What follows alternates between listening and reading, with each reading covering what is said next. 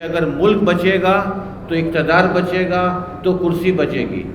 خدا نہ خواستہ اگر ملک نہ رہا، ملک ڈوب گیا تو کون سا اقتدار اور کون سی کرسی اور کون سا دھرنا اور کون سا جلوس. سلام ہے پاکستان رینجرز کو اور ہماری پولیس کو، جس نے دن رات محنت کر کے اور اپنی جانوں کا نذرانہ پیش کر کے ہمارے ملک کو، ہمارے شہر کو محفوظ بنایا. بیرونی طاقتوں کے سبب سب سے بڑا ہدف جو کہ اب ہماری فوج کو بھی بنایا جا رہا ہے. ہماری فوج اور اس کے سربراہان جو ہیں وہ نہ صرف ہماری ریڈ لائن ہے، بلکہ میں یہ سمجھتا ہوں کہ آج ان کے خلاف اگر بات کرنی ہے، ان کے خلاف تضییق آمیز رویہ اختیار کرنا، تو میں سمجھتا ہوں کہ فوج کی جو ساکھ ہے وہ بہت بری طرح متاثر ہو رہی ہے. ہم اپنی فوج کے ساتھ ہیں اور ہم کسی بھی طرح اپنی فوج پر کوئی آنچ نہیں آنے دیں گے. اس پولیٹیکل انسٹیبلٹی اور اکنامک انسٹیبلٹی سے زیادہ خطرناک چیز جو نظر آ رہی ہے وہ یہ ہے کہ اس ملک کی بقا اور اس ملک کی سالمیت اس ملک کی سیکیورٹی سے ریلیٹڈ ہے. میں اس پلیٹ فارم سے تمام ساتھیوں کے ساتھ یہ التجا کروں گا، تمام پولیٹیکل فورسز سے، کہ وہ خدارہ اپنے اختلافات کو بھول کر ایک ٹیبل پہ بیٹھ کر اس ملک کو بچانے کا کوئی راستہ نکالیں. کیونکہ اگر ملک بچے گا تو اقتدار بچے گا تو کرسی بچے گی. خدا نہ خواستہ میرے منہ میں خاک اگر ملک نہ رہا، ملک ڈوب گیا، اکنامکلی ہم ختم ہو گئے تو کون سا اقتدار اور کون سی کرسی اور کون سا دھرنا اور کون سا جلوس. اس میں جو کچھ ہماری افواج کے خلاف کہا جا رہا ہے اس سے ہمارا دشمن خوش ہو رہا ہے.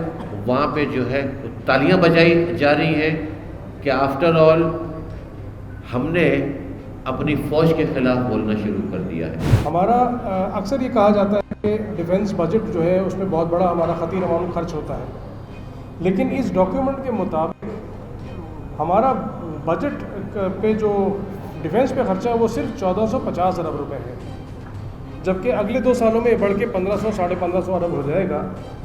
جبکہ ایجوکیشن کے اوپر ہمارا جو خرچہ ہے وہ تقریباً 1300 ارب روپے ہے، جس میں فیڈرل اور پروونشل ملا کر، اور ہیلتھ کے اوپر 700 ارب روپے ہے. تو میں صرف پوچھنا ہی چاہتا ہوں کہ ہمارا اتنا جو اماؤنٹ ہے جو ہم ایجوکیشن خرچ کر رہے ہیں، ہیلتھ پہ خرچ کر رہے ہیں، لیکن وہ ہمیں اتنا نظر نہیں آتا جتنا ہمیں ہماری ڈیفنس بجٹ میں نظر آتا ہے کہ ہم طیارے بنا رہے ہیں، جہاز بنا رہے ہیں اور آرمامنٹس بنا کے دنیا بھر میں ایکسپورٹ کر رہے ہیں. تو ہمیں یہ دیکھنا ہوگا کہ ہماری افواج ہمارا فخر ہے.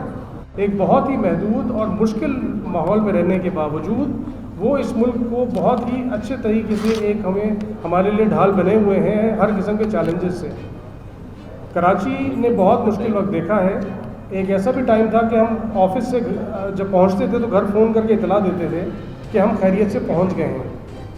یہ سلام ہے پاکستان رینجرز کو اور ہماری پولیس کو، جس نے دن رات محنت کر کے اور اپنی جانوں کا نذرانہ پیش کر کے ہمارے ملک کو، ہمارے شہر کو محفوظ بنایا اور بڑی حد تک ہمیں اس قابل کیا کہ ہم اپنی نارمل لائف گزار سکیں.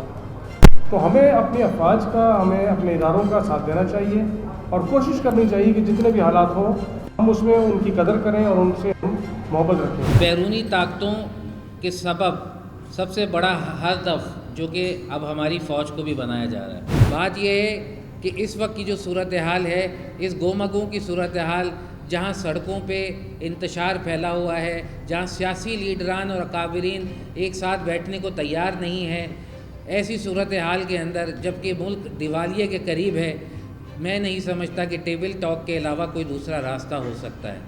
ٹائمز آف کراچی سے جڑے رہنے کے لیے ہمارا چینل سبسکرائب کریں. ہماری ویڈیوز کو سب سے پہلے دیکھنے اور باخبر رہنے کے لیے بیل آئیکن پر کلک کرنا نہ بھولیں. بزنس کمیونٹی کا کوئی خواہش ہے کہ ہم تصادم کی سیاست میں نہ جائیں.